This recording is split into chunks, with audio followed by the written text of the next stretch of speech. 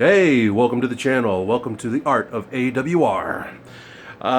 So I love to read. I love to read any kind of story. I'm a big fiction hound. I love short stories. I love novels. I love comics. I like reading small press. Any story you can throw my way, I just absorb it and with great enthusiasm.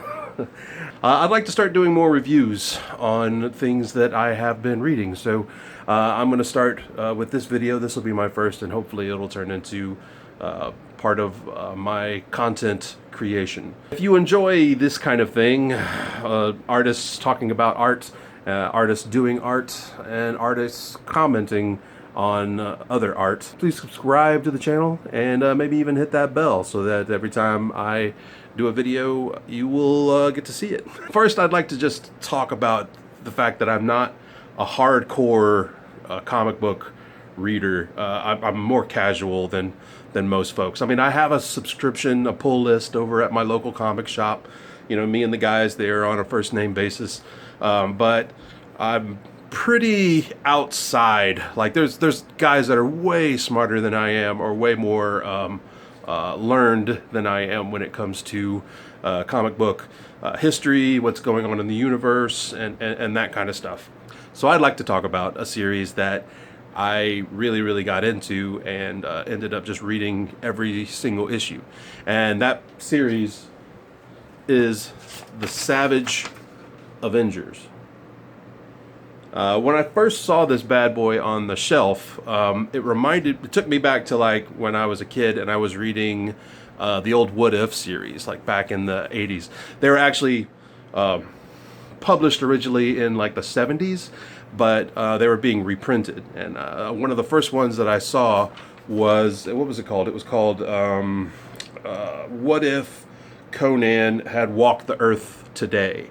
And it was this just wonderful, whimsical concept of Conan the Barbarian. He's being all hardcore and brutal, and he's walking around in the 20th century. He's in the Hyborian Age, and then he gets zapped into the real world. And this is like, 1970s real world. So, and then there was a subsequent What If called What If Conan Was Trapped in the 20th Century, and I remember that one. It had this really kick-ass cover, and I remember after reading that, just kind of going, gosh, I could have read 100 more issues of that. I really enjoyed watching worlds collide. I love mashups. I love when, DC and Marvels, start to collide. You'll get your Supermans versus the Hulks and your Batmans versus Wolverines. That's exciting to me. I really like watching universes bleed into each other. The team was what really got me into it. I like it when characters that you would normally go, what? These guys are like hanging out and fighting together. What the hell? And I'm just like, yes, give me more of that. The original team was Conan, who ends up becoming like the star of the whole thing, which isn't too terribly surprising considering it's the Savage Avengers. But it's Conan, Venom, the Punisher, Elektra, Wolverine, and Dr. Voodoo. Dr. Voodoo, like I said, I'm kind of a casual comic book guy, so I didn't know who Dr. Voodoo was when I picked up my first issue of Savage Avenger. But apparently he has been around forever, or at least like since the 70s. He used to be called Brother Voodoo, and more recently he became Dr. Voodoo after he became the Sorcerer Supreme. He replaced Doc Strange as the Sorcerer Supreme. But later on in this run, you run into Doc Strange, and he's the Sorcerer Supreme, or at least I think he is. Correct me in the comments if I'm totally wrong about this, but I think Doctor Strange is the Sorcerer Supreme again. It was really cool to see and learn more about Dr. Voodoo. I wish he was highlighted a little bit more in this series. The same with like Elektra. You didn't get to see a lot of her. She was sort of like part of the initial team, and then you're like you still see plenty of Venom, you still see plenty of Wolverine, and you still see plenty of Conan.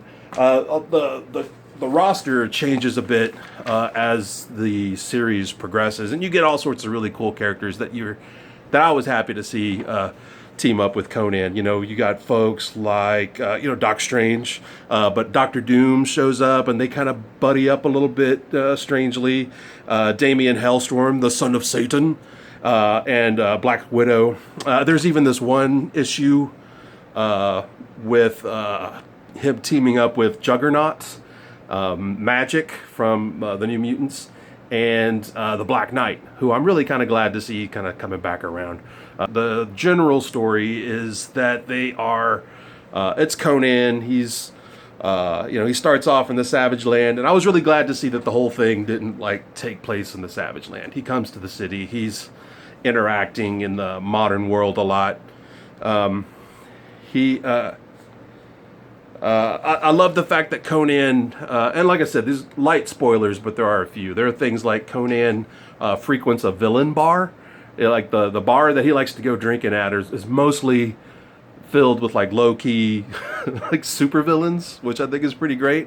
At one point, he takes over, I'm pretty sure it's the Hellfire Club's old mansion, and like that's his HQ for a little bit. Like there's a part where like the White Queen shows up and she's like, "You're in my fucking house," you know.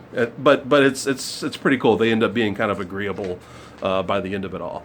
Conan is is a really great hero. He's a guy that doesn't really give a shit. I love Conan. I read a lot of Robert Howard books. Admittedly, blasphemously so, I didn't read a bunch of Conan. In fact, I maybe read 2 Conan short stories. I've mostly, when it comes to Howard, I've read a lot of like Solomon Kane and Bran McMorn and Cole. I like Cole like the most, and Solomon Kane. But I read a lot of the old Conan comics, so I really appreciated that there's a lot of the Howard feel to everything. Robert Howard and H.P. Lovecraft were contemporaries. They were like pen pals. They did correspondence and stuff like that.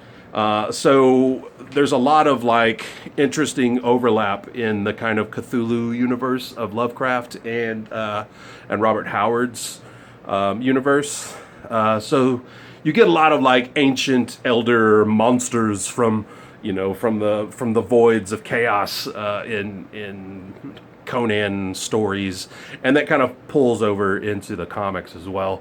The main villain in the book is a guy called Kulan Gath, and I thought that he might have been a creation of Robert Howard. I ended up looking it up and found out that Robert Howard didn't create Kulan Gath. He was originally created by Roy Thomas and Barry Windsor Smith in 1972, and he was a product of the Conan comics. So generally this book, one of the things that I really love about it is it's gory as hell. Like there's a lot of blood. There's a lot of fists moving through people's faces and through their chests, and lots of gigantic epic monsters, and they're just not afraid of the violence in it. And I really, really dig seeing it get very visceral and very gory. It's kind of maintains this dark and broodiness throughout it. Even though it's relatively whimsical at points, but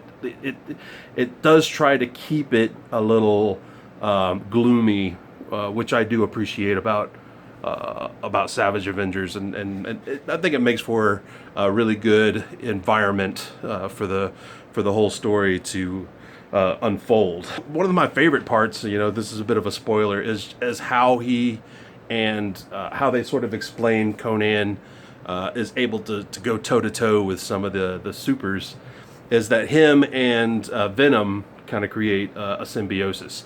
And like he ends up with this big black symbiote sword that, Venom is his sword, essentially.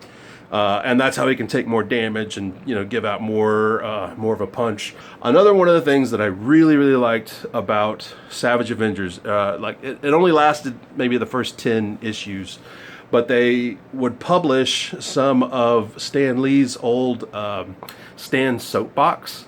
And I love that they're republishing some of those in it.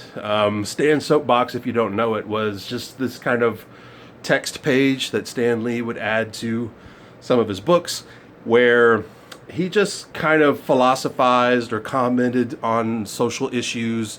He talked about race. He talked about bigotry and equality, and just generally trying to give good vibes and create sort of an atmosphere of understanding and just being kind of socially aware. I thought it was they're really great. There are very few comics that make me kind of like choke up a little bit, and to be honest, it's very easy to make me cry. You know, I cry watching commercials and stuff. But reading Stan's soapbox, some of those things would really like they'll dig deep. They'll mess with your guts a little bit because you know it does speak to the human heart, and he obviously is speaking from his heart, and that I think that means a lot when you're writing. So I really enjoyed the nod. I was kind of sad that they stopped publishing them after issue 10, but you know, I don't know why they didn't, but they did. So all in all, I would totally recommend Savage Avengers. If some of the reviews that I've seen, most of the negative comments that are made about it are folks that sort of, and I'm not saying this in a bad way, but are folks that kind of find Marvel Universe and continuity to be a little bit more sacred, which I don't, and I think it's largely because I'm more of a casual reader. Like I don't have so much of my reading self invested in the Marvel Universe. It's just something that I casually read. If you're a casual comic book guy, or more, you know, hardcore, you know, the universe is a little more sacred kind of a guy, I think you can still find something in the pages of Savage Avengers that you can enjoy. It's got a little bit of something for everybody. It's totally worth the read. It's all out now on trade paperback, so folks can read them all at once. I'm doing this review after like all 31 issues have come out, and I've read all 31 issues, and it's a solid read. It's really fun stuff. Yeah, so Savage Avengers, the writer is Jerry Dugan, artist Mike Diodato Jr., color artist is Frank Martin. At least in these first 10 or so episodes, the artists change, but I think Dugan ends up being the writer throughout most of the series, if not all of it.